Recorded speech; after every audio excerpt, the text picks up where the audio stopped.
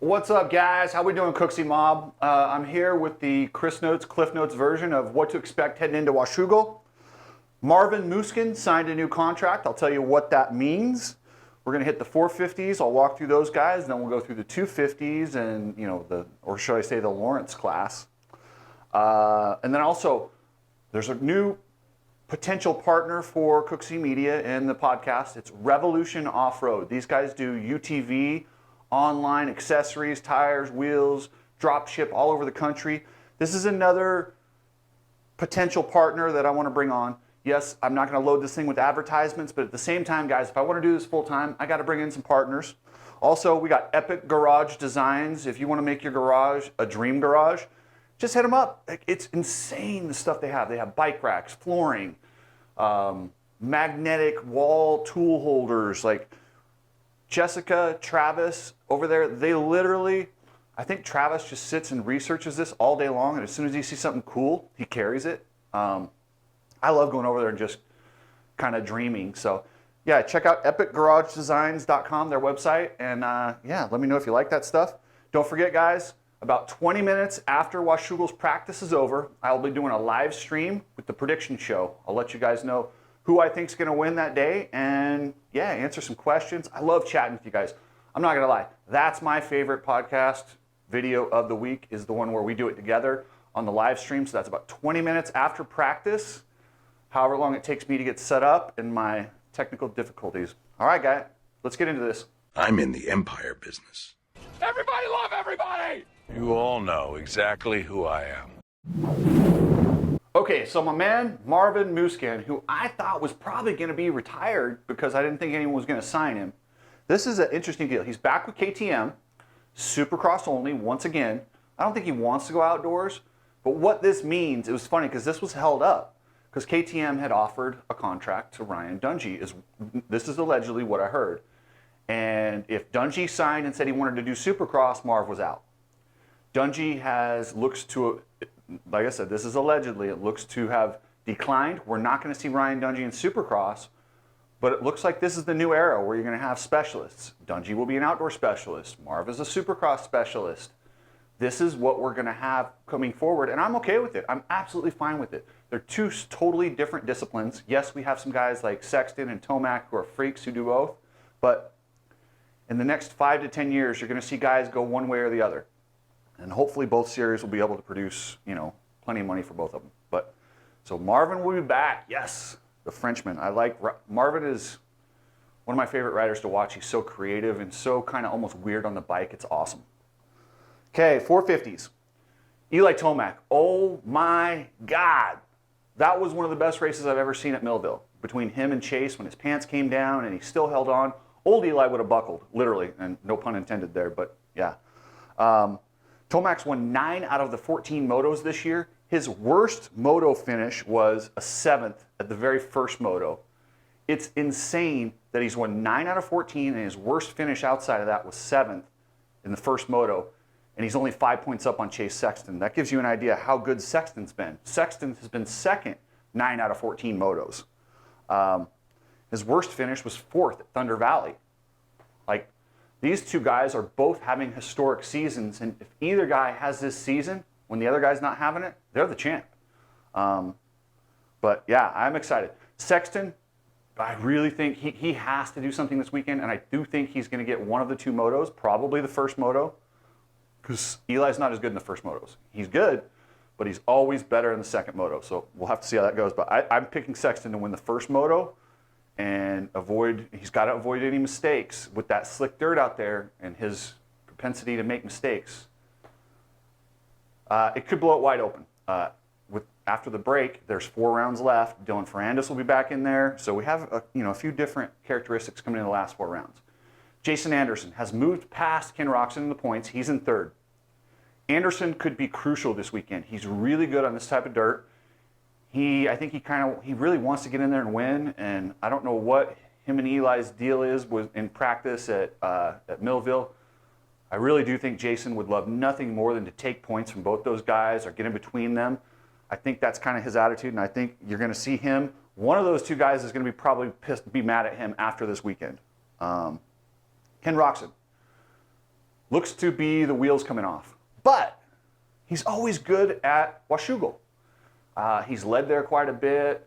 He's very technical. His riding, like, he can get out early and kind of check out, and that makes a big difference at Washougal. It's not one of those tracks that is easy to just carve through the pack, unless you're Tomac going beast mode.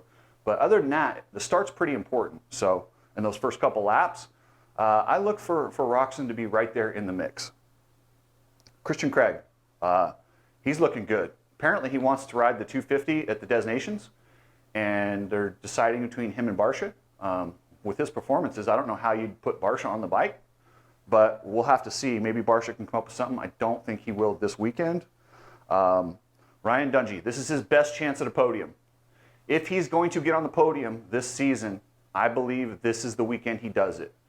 If it doesn't happen here, I'm not holding my breath. I don't think it's going to happen because you're going to have Dylan in the mix after that. There's one more good guy. I just don't see it happening. I think this is the weekend Dungey has to get on the podium. If he does, cool. And I really do think he will. Then Justin Barcia. Apparently, I text Tyler Keefe. He's the team manager for Gas, one of the coolest team managers out there. So they had Barcia out at Glen Helen. The reason was twofold. One, possibly to get ready for the Des Nations. Two, because the 250 guys are struggling, so they wanted a different opinion. They put Barcia on it. He was out in California. They wanted to get his opinion on that 250 and see, hey, what do you think? Is it our bike that's causing these guys to crash? What's going on? So that was why he was on the 250 this week. Plessinger, I have no idea what to expect. I love Aaron Plessinger. Definitely one of the most charismatic, fun guys. I just hope he continues to get top 5, build, and then let's roll into next year and see what he can do. Joey Savaci, he's good at Washougal. I really look for him to be top 5. He's gelling with that Kawasaki.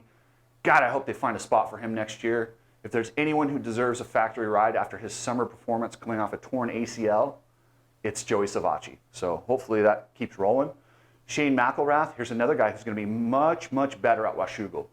Shane McElrath is literally a hard dirt expert. He's so good when it's slick and gnarly. I look for him to, I don't know where he'll finish, but he's going to have a significantly improved performance. On to the 250s, or should I say the Jet Lawrence show. Jet is so damn good.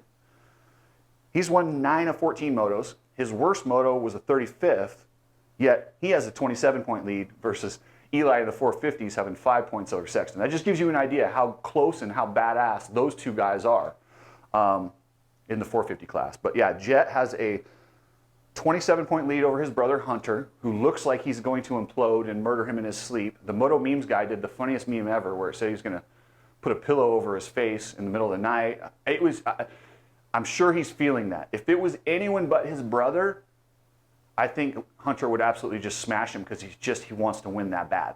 Joe Schmoda, clearly the third best guy. He's going to be right in the mix. If either of those two, either of the Lawrence brothers makes any mistakes whatsoever, look for Joe to capitalize. He's that good. I mean, he's got to win this year.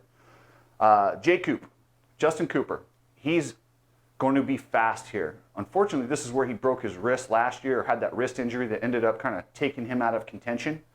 But, he's still fast there. And those Star Yamahas, when they come around the first 2 turns and they go up horsepower hill, almost every time you'll see Star Yamahas at the front. So both motos, he's going to have good starts. He's going to be in the front. He's going to be in the mix. I look for him to battle up front, maybe end up with the podium, definitely top 5. Then after that, in our points, we get a bunch of guys that are out. Levi Kitchen, broken arm. Michael Mosman, concussion. By the way, kudos to Tyler Keefe and all the people at the Gas team for sitting Michael Mosman out. He hit his head. A concussion's not something to mess around with. Michael's a young guy. Concussions heal. The first one, when you get a concussion, if you let it heal properly, the chances of having significant long-term effects go down dramatically. Now, if you have a concussion and then you don't let it heal and you have another one, your chances of having long-term damage go significantly up. So kudos to them. He's a young kid. He's got a long future ahead of him, as long as he can stop crashing so much. Damn, keep it on 2 wheels, my man.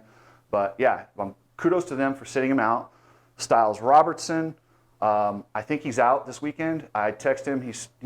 I forgot to text him again. He was getting an MRI, but I would assume he's out this weekend. But don't quote me on that. He may show up. Who knows? RJ Hampshire. I don't know. I wish I had a better answer for you. RJ Hampshire is like the Riddler. I mean, what do you do? He's such an enigma. What is it? Enigma? Anyway, RJ Hampshire could win, could crash, could get fifth. I don't know.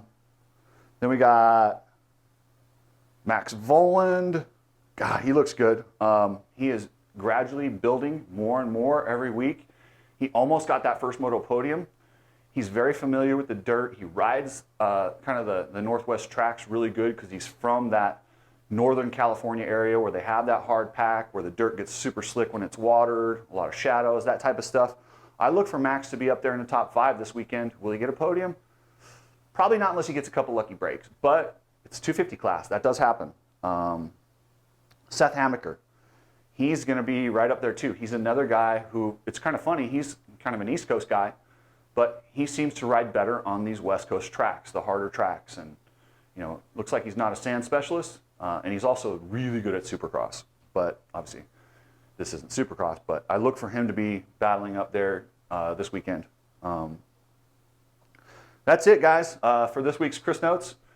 Hit me up. Let me know what you guys think is going to happen. And don't forget, live stream Saturday about 20 minutes after practice. So thank you, Cooksy Mob. You guys kick ass. Thanks to you guys, this channel is growing like nobody's business. So anyway, have a good day, and I'll catch you later.